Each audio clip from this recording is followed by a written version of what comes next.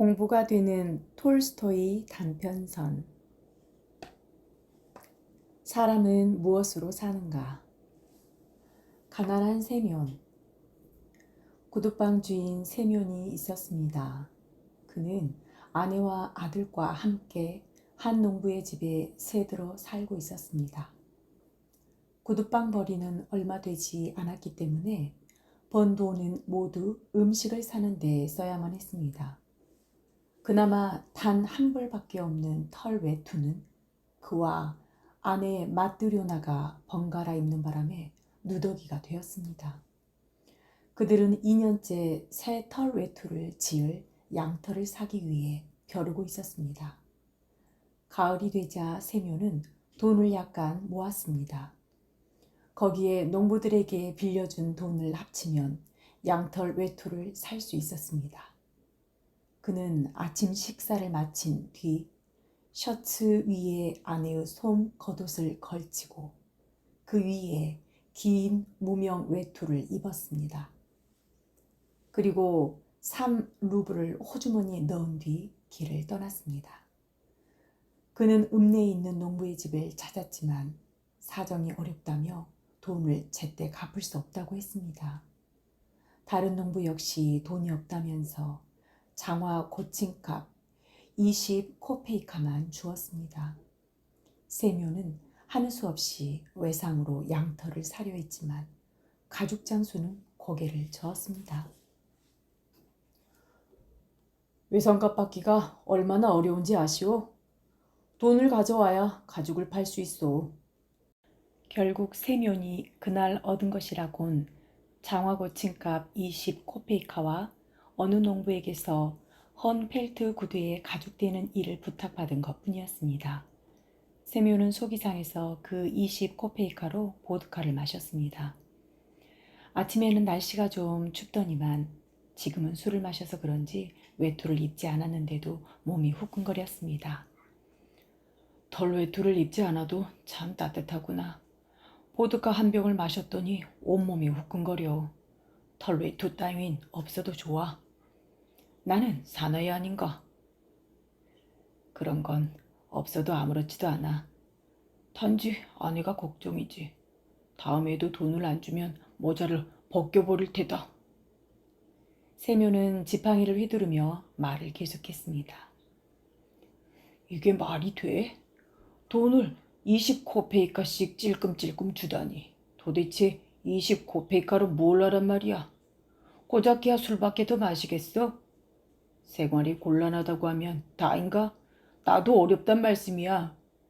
너희들은 집도 있고 소도 있고 말도 있지만 나는 빈털털이야. 너희들은 직접 빵을 만들어 먹지만 나는 밀을 사서 먹어야 한다고. 그러니 내 돈을 갚으란 말이야. 어느덧 세묘는 길 모퉁이에 교회까지 왔습니다. 그런데 교회 뒤에 무언가 하얀 것이 보였습니다. 이미 날은 저물어서 찬찬히 바라보아도 무엇인지 잘 보이지 않았습니다. 세면이 가까이 가보니 그것은 사람이었습니다. 그는 살았는지 죽었는지 발가벗은 채 교회 벽에 꼼짝 않고 앉아 있었습니다. 세묘는 무서운 생각이 들었습니다. 누군가 이 남자를 죽이고 옷을 벗겨간 건 아닐까? 가까이 갔다가 나까지 나중에 무슨 일을 당할지 몰라. 세묘는 남자를 그냥 지나쳤습니다. 뒤를 돌아보자 남자가 벽에서 몸을 일으켜 움직이고 있었습니다. 그런데 어쩐지 이쪽을 뚫어져라 바라보고 있는 것 같았습니다. 세묘는 덜컥 겁이 났습니다. 이런, 다시 가까이 가볼까? 아니지. 곁에 갔다가 무슨 봉변이라도 당하면 어떡한담? 가까이 가면 벌떡 일어나 내 목을 조를지도 몰라. 설령 죽지 않더라도 분명 좋지 않은 일을 당할 거야. 하지만 날이 이렇게 추운데 옷을 죄다 벗고 있으니 어떻게 하지? 그렇다고 내 옷을 벗어줄 수도 없고. 에라이 모르겠다. 그냥 이대로 가버리자. 세묘는 걸음을 재촉했습니다. 그러나 교회를 지나치는 순간 양심의 가책이 느껴졌습니다. 그는 길 한가운데에 우뚝 서서 자신을 향해 마음속으로 외쳤습니다. 너 지금 대체 뭘 하는 거야? 사람이 불행한 일을 당해 죽어가는데 겁이 나서 그냥 가버리다니. 내가 부자라도 된단 말인가? 재산을 빼앗길까봐 두려워? 그럼 못 썼으면. 그는 다시 걸음을 돌려 남자 곁으로 갔습니다. 세면은 남자의 곁으로 다가가 자세히 살펴보았습니다. 젊고 튼튼한 사내였습니다. 그는 눈을 뜰 힘도 없는지 세면을 제대로 쳐다보지도 못했습니다. 그러나 세면이 가까이 다가가자 정신이 드는지 고개를 돌리며 세면을 바라보았습니다. 남자의 눈매는 보는 순간 세면은 그가 마음에 들었습니다. 세면은 사나이에게 자신의 옷을 벗어 입혀주고 신발도 신겨주었습니다. 그러자 남자는 감격스러운 얼굴로 세면을 쳐다보았습니다. 세면은 남자가 몸을 녹일 수 있도록 데려가기로 했습니다. 자네는 어디서 왔나? 나는 이 고장 사람이 아닙니다. 그야 이 고장 사람이라면 내가 진작 알아보았겠지. 그런데 이 교회는 무슨 일로 왔나? 말할 수 없습니다. 강도에게 당한 모양이군. 그러자 남자가 고개를 저으며 말했습니다. 아닙니다. 나는 하나님의 벌을 받았습니다. 남자는 나쁜 사람 같지 않고 말씨 또한 아주 온순했습니다. 그러나 자신에 관한 이야기는 절대 하지 않았습니다. 세면은 무슨 사정이 있을 거라며 남자를 이해했습니다. 그러다 아내에게 잔소리를 들을 생각에 세면은 우울해졌습니다. 그러나 조금 전 남자가 감격스러운 표정으로 자신을 바라보던 것을 떠올리자 가슴이 기쁨으로 벅차올랐습니다. 세면의 아내 마뜨료나는 서둘러 집안을 치웠습니다. 장작을 패고 물을 깃고 아이들에게 저녁을 먹인 뒤 빵을 언제 구해야 할지 고민했습니다. 아무래도 오늘은 빵을 굽지 말아야겠다. 밀가루도 얼마 남지 않았으니 이걸로 금요일까지 버텨보자. 그녀는 양털 외투를 사올 남편을 생각했습니다. 8루블이면 적지 않은 돈이니 꽤 좋은 외투를 살 수 있을 거야.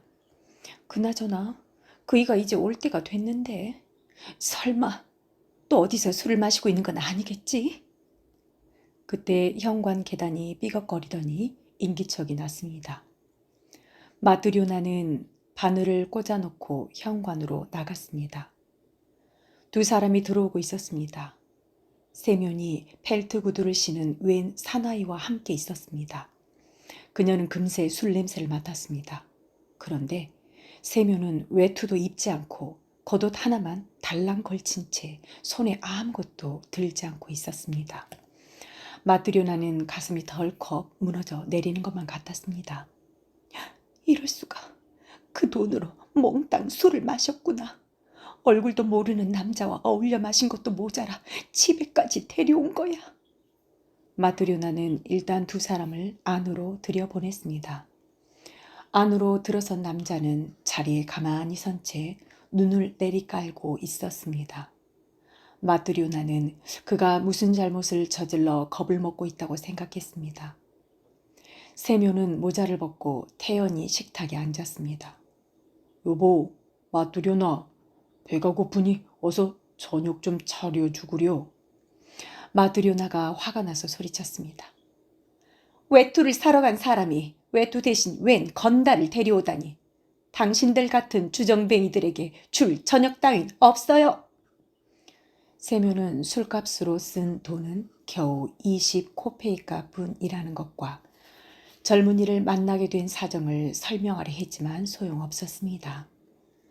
세면이 한마디를 하면 마드료나는 어디서 그렇게 쏟아지는지 두 마디, 세 마디 떠들어댔기 때문입니다. 한참을 떠들던 마드료나는 세면에게 덤벼들더니 옷소매를 붙잡고 외쳤습니다. 내 옷을 이리 줘. 한 벌밖에 없는 내 옷을 입고 갔잖아. 이리네 이 한심한 양반아. 세묘는 겉옷을 벗기 시작했습니다. 그러다 그만 옷소매가 뒤집혔는데 마뚜료나가 잡아당기는 바람에 그만 솔기가 터지고 말았습니다. 마뚜료나는 겉옷을 빼앗아 뒤집어 쓰고 문 쪽으로 달려가다 우뚝 멈춰 섰습니다. 여전히 화는 났지만 도대체 이 낯선 남자가 누군지 궁금했던 것입니다. 마뚜료나는 걸음을 멈추고 말했습니다. 착한 사람이라면 벌거벗고 있을 리 없지. 세면 말해봐요. 어디서 이 사람을 데려왔지요? 세면은 마뚜료나에게 남자를 데려온 사정을 설명해 주었습니다. 남자는 식탁에 앉아 꼼짝도 하지 않았습니다. 그는 두 손을 무릎에 올려놓고 머리를 숙인 채 답답한 듯 줄곧 눈을 감고 얼굴을 찡그리고 있었습니다. 마뚜료나는 아무 말이 없었습니다. 그때 세면이 말했습니다. 마뚜료나, 당신 마음엔 하나님도 없소? 세면의 말에 마뚜료나는 다시 한번 젊은이를 쳐다보았습니다. 그러자 갑자기 마음이 누그러지기 시작했습니다. 그녀는 난로 앞으로 가 저녁을 준비했습니다. 컵을 식탁에 놓고 치바치를 따르고 마지막 남은 빵을 내려놓았습니다. 그리고 나이프와 포크를 놓으면서 어서 들어요 하고 말했습니다. 세묘는 빵을 잘게 잘라 남자와 함께 저녁을 먹었습니다. 마뚜료나는 식탁 곁에 앉아 손으로 턱을 괴고 젊은이를 바라보았습니다. 문득 젊은이가 안타깝게 여겨졌습니다. 그러자 젊은이는 갑자기 찡그렸던 얼굴을 펴더니 마뚜료나에게 눈을 돌려 빙그레 웃었습니다. 식사가 끝나자 마뚜료나는 식탁을 치운 다음 남자에게 어디서 왔는지, 왜 길바닥에 쓰러져 있었는지 등을 물었습니다. 그러자 남자가 대답했습니다. 저는 알몸으로 있다가 얼어 죽을 뻔했습니다. 마침 주인 아저씨가 저를 불쌍히 여겨 데려온 겁니다. 여기 오니 이제 당신께서 저에게 먹고 마실 것을 주었지요. 하느님은 두 분을 도와주실 겁니다. 마뚜료나는 남자에게 셔츠와 바지를 주었습니다. 남자는 옷을 갈아입은 다음 침대에 누웠습니다. 마뚜료나는 등불을 끈 뒤 낡은 외투를 들고 세미온 곁으로 갔습니다. 외투 자락을 덮고 누웠지만 잠은 오지 않았습니다. 이 낯선 남자에 대한 생각이 머릿속에서 떠나지 않았던 것입니다. 남자가 마지막 빵을 다 먹어버렸어. 내일 먹을 빵이 없어졌어. 셔츠와 바지는 또 어떻담. 가뜩이나 그 옷도 얼마 없는데. 마뚜료나는 잠시 기분이 언짢아졌습니다. 그러나 남자가 자신을 향해 빙그레 웃던 것을 생각하자 마음속이 화안해졌습니다. 그녀는 오랫동안 잠을 이루지 못했습니다. 그때 세묘 역시 잠이 안 오는지 외투자락을 잡아당겼습니다. 마뚜료나가 속삭였습니다. 세묘, 남은 빵을 다 먹어버렸는데 내일은 어떻게 하지요? 말라냐 대모님에게 가서 좀 구워야겠어요. 너무 걱정 마시오. 산입에 거미줄이야 치겠소. 마뚜료냐는 한동안 가만히 누워있다가 다시 말을 걸었습니다. 저 젊은이 좋은 사람인 것 같은데 왜 자기 이야기는 하나도 안 하는지 모르겠어요. 고야 말 못할 사정이 있겠지. 그러자 마뚜료나가 다시 말했습니다. 세미온, 우리는 남에게 주는데 남들은 왜 우리에게 안 주는 거지요? 세묘는 마뚜료나의 물음에 뭐라 대답해야 좋을지 몰랐습니다. 그래서 이제 그만 자자 하고 말한 뒤 돌아 누워 잠들어 버렸습니다. 첫 번째 손님, 차돌같이 단단한 부자 신사. 미하일은 세면의 구두방에서 일을 돕게 되었습니다. 그는 세면이 무슨 일을 가르치든 빠르게 배웠습니다. 사흘째부터는 마치 오랫동안 구두를 만들어 온 사람처럼 일하기 시작했습니다. 그는 밖에 나가지도 않고 농담이나 쓸데없는 말도 하지 않았으며 좀처럼 웃는 법도 없었습니다.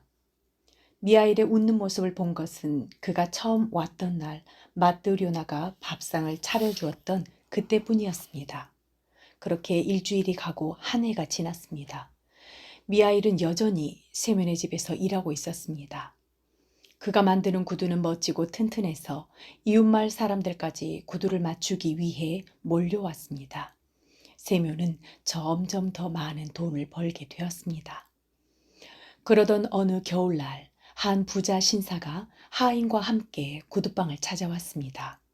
신사는 덩치가 매우 컸습니다. 머리가 천장에 닿을 정도였고 몸은 가게 안을 꽉 채울 것만 같았습니다. 세묘는 인사를 하며 놀랐습니다. 지금까지 이런 사람을 본 적이 없었기 때문이었습니다.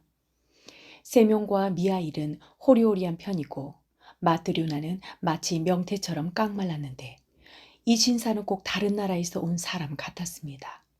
얼굴은 벌겋고 기름이 돌았으며 목은 황소처럼 굵었습니다. 마치 온몸이 무쇠로 만들어진 것 같았습니다. 신사는 휴 숨을 내쉬며 외투를 벗고 앉아 말했습니다. 그는 보자기 하나를 내밀었습니다. 그 안에는 비싼 가죽이 있었습니다. 이봐, 이 가죽 보이지? 무슨 가죽인지 알겠나? 세묘는 가죽을 만져보고 나서 말했습니다.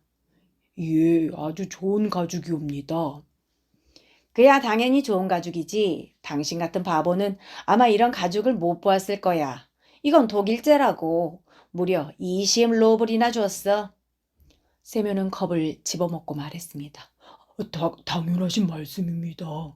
우리 같은 사람이 어디서 그런 가죽을 보겠습니까? 그렇겠지. 그런데 이걸로 내 발에 맞는 장화를 만들 수 있겠나? 암요, 나리. 그러자 신사가 큰 소리로 윽박 지르듯 말했습니다.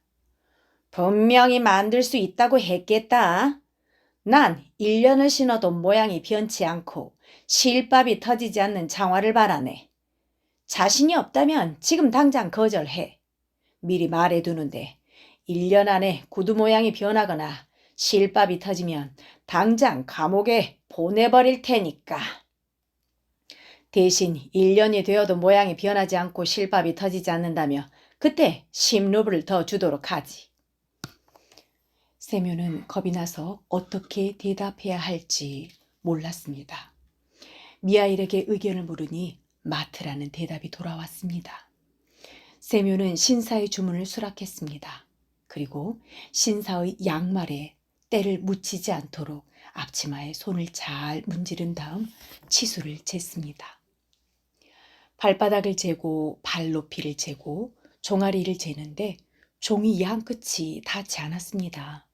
신사의 장단지가 통나무처럼 굵었던 것입니다. 세면이 종이를 덧붙이는 사이 미하일은 신사가 아닌 그의 뒤쪽 구석을 뚫어져라 보고 있었습니다. 마치 보이지 않는 누군가를 꿰뚫어 보는 것 같았습니다. 그러다 갑자기 웃음을 띠더니 얼굴이 환하게 밝아졌습니다. 얼빠진 자식, 갑자기 왜 웃어? 기한 내에 만들 수 있도록 정신 바짝 차리라고. 신사의 말에 미하일이 대답했습니다. 말씀하신 때까지 만들어 놓겠습니다. 신사는 다시 장화를 신고 문 쪽으로 갔습니다. 그러나 깜빡 잊고 허리를 굽히지 않는 바람에 문에 심하게 머리를 부딪혔습니다. 신사는 욕을 퍼붓고 머리를 문지르며 마차를 타고 떠났습니다. 세면이 말했습니다. 차돌같이 단단한 사람이군. 머리를 그렇게 부딪혔는데도 별로 아프지도 않은가 봐. 신사가 떠난 뒤 세묘는 바로 미하일과 함께 장화를 만들기 시작했습니다. 미하일은 세면에게 가죽을 받아들고 두 겹으로 포개인 뒤 칼로 자르기 시작했습니다. 마트료나는 깜짝 놀랐습니다. 세면이 장화 만드는 것을 몇 번 봐서 알고 있었는데 미하일은 장화 모양과 달리 가죽을 둥글게 자르고 있었던 것입니다. 그녀는 미하일에게 뭐라 한마디 하려다 말았습니다. 나보다 미하일이 더 잘 알 테니 괜한 참견을 하지 않는 게 좋겠어. 미하일은 가죽을 다 자른 뒤 실을 꿰매기 시작했습니다. 그는 장화가 아닌 슬리퍼를 만들 때처럼 두 겹이 아닌 한 겹으로 꿰매고 있었습니다. 마트리오나는 이번에도 깜짝 놀랐지만 역시 참견하지 않았습니다. 미하일은 열심히 가죽을 꿰맸습니다. 점심때가 되어 세면이 자리에서 일어나 보니 미하일은 가죽으로 슬리퍼를 한 켤레 꿰매 놓았습니다. 자네, 지금 이게 무슨 짓인가? 나를 죽이려는 셈이야? 나리는 장화를 주문했는데 슬리퍼를 만들다니. 그때 계단에서 쿵쿵 소리가 들려왔습니다. 창문으로 내다보니 누군가 말을 붙들어 매고 있었습니다. 곧 문이 열리고 들어온 사람은 아까 그 신하의 하인이었습니다. 하인은 놀라운 이야기를 전해주었습니다. 장화는 이제 필요 없습니다. 나리께서 돌아가셨으니까요. 뭐라고요? 세명과 마트료나는 깜짝 놀랐습니다. 집으로 돌아가시는 길에 마차에서 세상을 떠나셨습니다. 마차가 집에 도착하여 문을 열어드리니 나리는 이미 차갑게 굳어 계셨습니다. 마님께서 제게 장화는 필요 없게 되었으니 죽은 사람이 신는 슬리퍼를 만들어 달라 하셨지요. 미하일은 슬리퍼를 다 만들고 남은 가죽을 둘둘 말았습니다. 그리고 슬리퍼를 들고 탁탁 친 뒤 앞치마에 문질러 하인에게 주었습니다. 젊은 하인은 슬리퍼를 받아들고 안녕히 계십시오, 여러분 하고 인사한 뒤 돌아갔습니다. 두 번째 손님, 봄 구두를 주문한 쌍둥이 여자아이. 세월이 흘렀습니다. 미하일이 세면의 집에 온 지도 언 6년이 되었습니다. 미하일은 여전히 전과 다름없이 생활하고 있었습니다. 그는 아무데도 가지 않았고 쓸데없는 말도 하지 않았습니다. 그가 웃은 것은 딱 2번뿐이었습니다. 이 집에 처음 와서 마트료나가 저녁을 차려주었을 때와 죽은 신사가 구두를 맞추러 왔을 때였습니다. 세묘는 미하일을 매우 좋아했습니다. 이제는 더 이상 그가 어디서 왔는지 묻지 않았습니다. 그저 미하일이 어디론가 떠나지는 않을까 걱정이었습니다. 그러던 어느 날이었습니다. 미하일이 일손을 멈추고 창문으로 고개를 돌려 밖을 내다보고 있었습니다. 세묘는 놀랐습니다. 미하일은 지금까지 창밖을 내다본 적이 한 번도 없었기 때문입니다. 세면이 창밖을 내다보니 한 여인이 구둣방 쪽으로 오고 있었습니다. 옷을 말쑥하게 차려입은 여인은 두 여자아이의 손을 잡고 있었습니다. 털 외투에 쇼를 두른 두 여자아이는 얼굴이 똑같아 좀처럼 분간할 수가 없었습니다. 한 아이가 왼쪽 다리를 저는 것만이 다른 점이었습니다. 여인은 계단을 올라와 현관 문고리를 두드렸습니다. 문이 열리자 여인은 아이들을 먼저 들여보내고 자신도 따라 들어왔습니다. 그녀는 아이들 봄 구두를 맞추러 왔다고 말했습니다. 세묘는 미아이를 돌아보았습니다. 그는 하던 일을 멈추고 가만히 앉아 이들을 뚫어져라 쳐다보고 있었습니다. 세묘는 그 모습에 또다시 놀랐습니다. 물론 아이들은 귀엽게 생겼고 입고 있는 털 외투도 매우 멋졌습니다. 하지만 미하일이 저렇게까지 뚫어지게 바라보는 이유는 무엇일까요? 마치 예전부터 두 아이를 알고 있었던 것 같은 태도였습니다. 세묘는 아이들의 발치수를 재고 난 뒤 물었습니다. 이 아이는 언제부터 다리를 절게 됐나요? 참 귀엽게 생겼는데 태어나면서부터 그랬나요? 아니에요. 제 엄마에게 눌려서 그렇답니다. 그때 마트료나가 대화에 끼어들었습니다. 그럼 부인은 이 아이들의 어머니가 아닌가요? 나는 이 아이들의 친엄마도 친척도 아니에요. 생판 남인데 수양딸로 삼았지요. 직접 낳은 아이도 아닌데 정말 사랑하시는군요. 그러자 여자가 말했습니다. 그럴 수밖에 없지요. 내 젖을 먹여서 키웠으니까요. 나도 자식이 있었는데 하나님이 데려가셨어요. 그래도 그 아이는 가엾지 않지만 이 아이들은 정말 안 됐지요. 어떤 집 애들인가요? 여인은 이야기를 시작했습니다. 벌써 6년 전 일이네요. 이 아이들은 태어난 지 일주일 만에 고아가 됐어요. 애들 아버지는 농사꾼이었는데 숲에서 그만 나무에 깔려 심하게 다쳤어요. 집으로 옮겼지만 곧 세상을 떠났지요. 그리고 사흘 후 아내가 쌍둥이를 낳은 거예요. 바로 이 아이들이랍니다. 애들 어머니는 아이들을 낳자마자 단 하루도 살지 못했어요. 나는 남편과 함께 농사를 짓고 있었는데 이 애들 부모는 우리 이웃집이었지요. 이튿날 아침에 걱정돼서 내가 그 집에 가보았더니 애들 어머니는 이미 죽어 있었어요. 한 아이를 깔고서 말이에요. 그래서 다리 한쪽을 못 쓰게 된 거예요. 마을 사람들이 모여 죽은 사람을 씻겨 옷을 입히고 관을 만들어 장사를 지내주었지요. 모두 착한 사람들이지요. 여인은 말을 이었습니다. 남은 것은 두 갓난아이 뿐이었어요. 하지만 보낼 데가 없었지요. 그나마 젖먹이를 데리고 있는 여자는 나뿐이었어요. 나는 낳은 지 8주밖에 안 되는 첫 아들에게 젖을 먹이고 있었지요. 그래서 내가 임시로 이 아이들을 맡게 되었어요. 나는 원래 몸이 성한 아이에게만 젖을 주려고 했어요. 다리를 다친 아이는 도저히 살아날 가망이 없어 보였거든요. 하지만 천사 같은 어린 영혼을 그냥 죽게 놔둘 수는 없었지요. 그래서 내 아이까지 모두 세 아이를 젖먹여 키웠지요. 그때만 해도 나는 젊고 건강했고 식성도 좋았어요. 하나님 덕분에 젖은 넘쳐 흘렀지요. 두 아이가 함께 젖을 먹는 동안 나머지 한 아이는 기다렸어요. 한 아이가 젖을 다 먹으면 남은 아이에게 젖을 물렸답니다. 그런데 하나님의 뜻으로 두 아이는 잘 컸지만 내 아들은 2살 때 죽고 말았어요. 그 이후로 하나님은 나에게 자식을 주지 않으셨어요. 지금 우리는 이 마을 방앗간에서 일하고 있어요. 보수도 좋고 생활은 넉넉하지만 아이는 여전히 없답니다. 그러니 이 두 아이가 없었다면 무슨 재미로 살았겠어요. 정말이지 이 아이들을 사랑하지 않을 수가 없지요. 이 아이들은 나에게 촛불 같은 존재나 마찬가지예요. 여인은 한 손으로 절름발이 아이를 안고 나머지 한 손으로는 뺨에서 눈물을 훔쳤습니다. 마트료나 역시 한숨을 쉬며 말했습니다.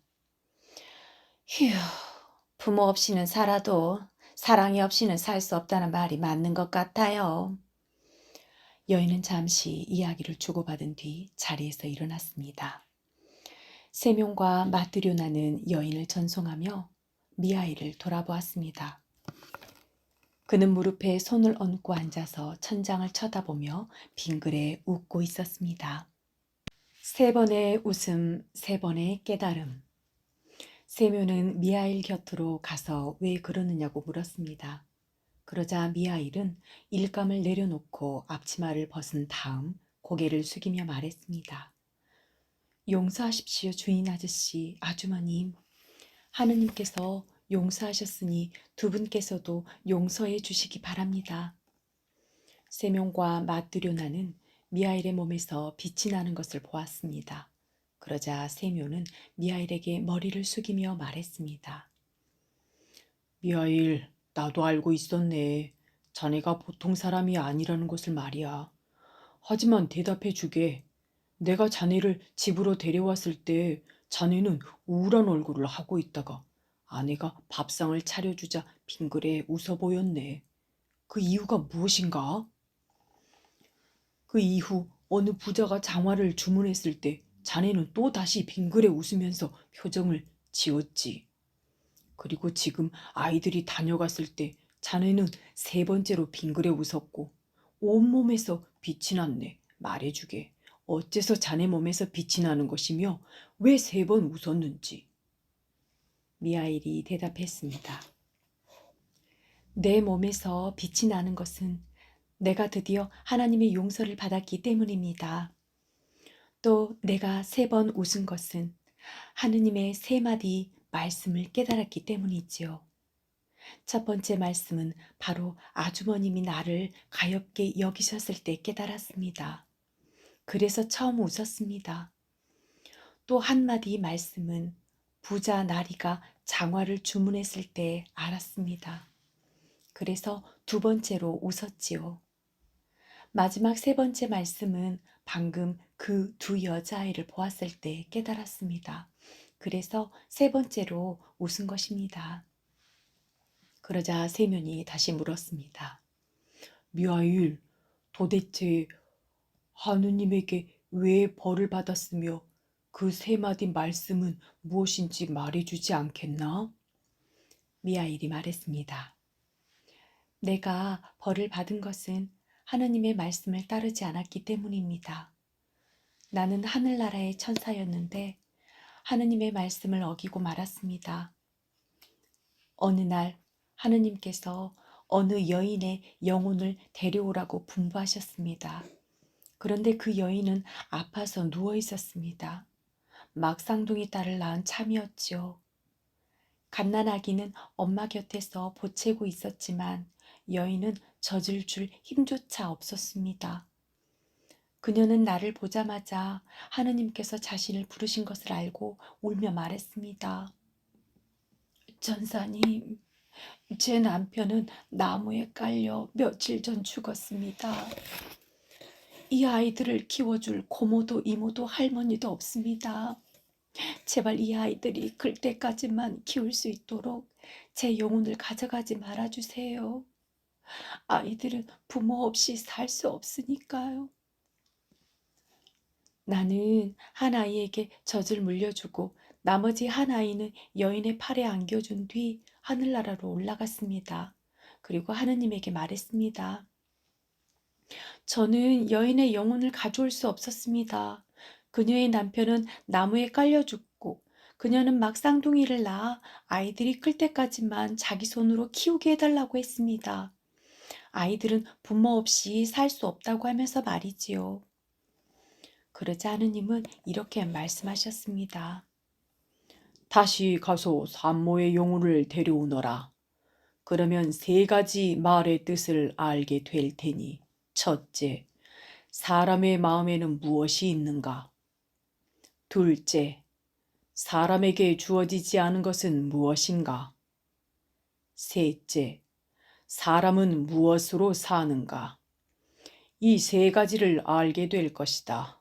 그때 너는 다시 하늘나라로 돌아오게 되리라. 나는 세상으로 내려와 여인의 영혼을 빼앗았습니다. 갓난 아이들은 어머니의 가슴에서 떨어졌습니다. 그때 어머니의 몸이 뒹굴며 짓누르는 바람에 한 아이는 한쪽 다리를 못 쓰게 되었습니다. 나는 여자의 영혼을 데리고 하느님에게 올라가려 했지만 바람이 휘몰아쳐 제 날개를 꺾었습니다. 그래서 그 여자의 영혼만 하느님께로 가고 저는 땅 위에 벌거벗은 채로 누워 있었던 것입니다. 사람은 무엇으로 사는가? 세명과 마드료나는 그동안 자신들과 함께 살아온 이가 누구인지 알자 두려움과 기쁨으로 눈물을 흘렸습니다. 천사는 이야기를 계속했습니다. 나는 들판에 버려져 있었습니다. 그때까지 나는 인간의 부자유도 추위도 굶주림도 몰랐습니다. 그런데 갑자기 인간이 된 것입니다. 춥고 배가 고팠지만 어떻게 해야 하는지 알 수 없었습니다. 나는 하나님의 교회를 발견하고 그곳으로 갔습니다. 그러나 문이 잠겨 있어 안으로 들어가지 못했습니다. 그때 어떤 사람이 길을 걸어오며 처자식을 먹여 살리려면 도대체 어떻게 해야 하느냐고 중얼거리고 있었습니다. 인간이 된 뒤 처음 본 사람의 얼굴은 아주 송장 같았습니다. 나는 너무 무서워 얼굴을 돌리고 말았습니다. 그는 나를 지나쳐 갔지만 어찌 된 일인지 다시 왔습니다. 조금 전까지만 해도 그의 얼굴에는 어두운 죽음의 그림자가 드리워져 있었지만 다시 돌아온 뒤엔 생기가 돌고 있었습니다. 나는 그 얼굴에서 하느님의 모습을 보았습니다. 집에 도착하자 어떤 여자가 나왔습니다. 그녀는 남자보다 한층 더 무서운 얼굴이었습니다. 나는 그 입에서 나오는 죽음의 입김 때문에 숨을 쉴 수조차 없었습니다. 그녀는 나를 촌 바깥으로 몰아내려 했습니다. 그때 나를 쫓았다면 여자 역시 죽고 말았을 것입니다. 그러나 남편이 하느님 얘기를 하자 그 여자는 갑자기 태도가 바뀌었습니다. 여자는 저녁상을 차려주며 나를 쳐다보았습니다. 그녀의 얼굴에는 생기가 돌고 있었습니다. 나는 그 얼굴에서 다시 하느님의 모습을 볼 수 있었습니다. 그 순간 나는 사람 마음속에 있는 것이 무엇인가 라는 하느님의 첫 말씀을 생각했습니다. 나는 사람의 마음속에는 사랑이 있다는 것을 알았습니다. 하느님이 나에게 깨우쳐 주셨다는 생각에 몹시 기뻐서 처음으로 웃었던 것입니다. 그러나 사람에게 주어지지 않은 것은 무엇인가? 사람은 무엇으로 사는가? 이 두 말씀은 그때 미처 깨닫지 못했지요. 그리고 1년이 지났습니다. 한 사내가 와서 1년 동안 닳지도 터지지도 않는 장화를 만들어 달라고 했습니다. 나는 그의 등 뒤에 내 친구인 죽음의 천사가 있는 것을 보았습니다. 나는 그날이 저물기 전에 부자가 죽게 될 것이라는 걸 알았습니다. 그래서 생각했지요. 이 사람은 1년 신어도 끄떡없을 장화를 주문하고 있지만 오늘 저녁 안으로 죽게 된다는 것을 전혀 모르고 있다. 라고요. 그때 나는 사람에게 주어지지 않은 것은 무엇인가? 라는 하느님의 두 번째 말씀을 깨닫게 되었습니다. 사람은 자신에게 필요한 것이 무엇인지 알 수 없었던 것입니다. 그래서 나는 두 번째로 웃었습니다. 오랜만에 동료를 만난 것도 기뻤지만 무엇보다도 하느님께서 두 번째 말씀을 깨우쳐 주셔서 참으로 기뻤습니다. 하지만 여전히 사람은 무엇으로 사는가? 이 마지막 말씀이 남아 있었습니다. 나는 하느님께서 마지막 말씀을 깨우쳐 주실 때를 기다렸습니다. 그리고 6년이 지난 오늘 한 여인이 쌍둥이 여자아이를 데리고 왔습니다. 그 순간 나는 이 아이들이 그때 그 산모의 아이라는 것을 알았습니다. 자식을 키우게 해달라는 어머니의 말을 들었을 때 나는 부모 없이는 아이들이 자랄 수 없다고 생각했습니다. 하지만 좋은 여인을 만나 잘 자라지 않았습니까? 그녀가 남의 자식을 가엾게 생각하며 눈물을 흘렸던 그때 나는 그 마음속에 사랑을 보았습니다. 그리고 깨달았지요. 하느님께서 마지막 말씀을 깨우쳐 주시고 드디어 저를 용서해 주셨다는 것을요. 그래서 세 번째로 웃었던 것입니다. 천사의 온몸은 빛으로 둘러싸여 똑바로 쳐다볼 수 없었습니다. 천사는 더욱 큰 소리로 말했습니다. 그 소리는 그의 입이 아닌 하늘에서 흘러나오는 것 같았습니다. 사람들은 자신에 대한 걱정으로 살아가는 것이 아니라 사랑으로 살아간다는 것을 알았습니다. 그 어머니는 아이들이 살아가는데 무엇이 필요한지 알 수 없었습니다. 부자 신사는 자신에게 무엇이 필요한지 알 수 없었습니다. 자기에게 필요한 것이 산 사람이 신을 장화인지 죽은 사람에게 필요한 슬리퍼인지 알 수 없었던 것입니다. 내가 사람이 됐을 때 목숨을 구할 수 있었던 것은 내 걱정 때문이 아니라 길 가던 사람과 그 아내의 마음에 사랑이 있어 나를 불쌍히 여기고 사랑해 주었기 때문입니다. 두 고아가 살아남게 된 것도 그들의 걱정 때문이 아니라 다른 여자의 마음에 사랑이 있어 그들을 불쌍히 생각하고 사랑해 주었기 때문입니다. 모든 사람은 자기의 걱정에 의해서가 아니라 마음속 깊은 곳에 사랑으로 살아가는 것입니다. 나는 하느님께서 사람에게 생명을 주시어 살아가도록 하신 것을 알았습니다. 하지만 이제 한 가지를 더 깨닫게 되었습니다. 하느님께서는 사람들이 떨어져 사는 것을 원하지 않기 때문에 각자 자기에게 필요한 것이 무엇인지 깨우쳐 주지 않았다는 것을요. 그리고 사람들이 서로 모여 살아가기를 원했기 때문에 자기 자신과 모든 사람에게 필요한 것이 무엇인지 가르쳐 주신 것입니다. 나는 이제야 깨달았습니다. 사랑으로 살아가는 사람은 하느님 안에 사는 사람이며 하느님은 그 사람 안에 계십니다. 하느님은 곧 사랑이기 때문입니다. 천사가 말을 마치자 천사의 등에서 빛나는 날개가 펼쳐졌습니다. 집이 흔들리고 천장이 갈라지더니 불기둥이 하늘 높이 치솟았습니다. 세럐과 마트료나 그리고 아이들은 바닥에 엎드렸습니다. 그리고 천사는 하늘로 올라갔습니다. 세럐이 정신을 차려보니 집은 예전 그대로였습니다. 방 안에는 그들 가족 외에는 아무도 없었습니다.